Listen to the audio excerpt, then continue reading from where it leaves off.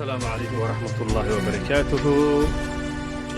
رمضان كريم، رمضان مبارك dhammaan muslimiinta meesha joogtaaniin insha Allah taala galabta waxaan u ballansannahay inaanu bilaabano barnaamijkeennii ramadaaniga ahaa barnaamijkaas oo ay fulinayso jamciyadda Mannaan al-Khayriya. insha Allah taala barnaamijkan waxaan ku afurin doonaa dadka masaakiinta ee danyarta ee awoodin inay afur helaan.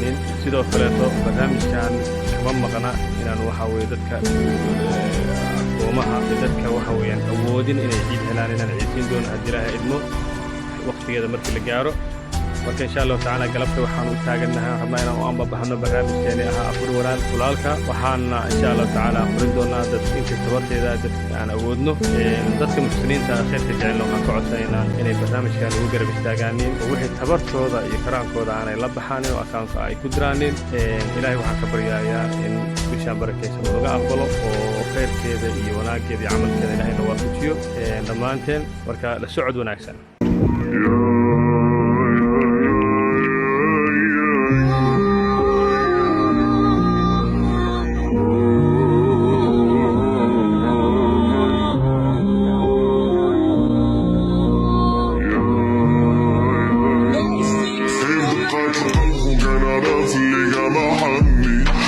اشوفك يشوفون زي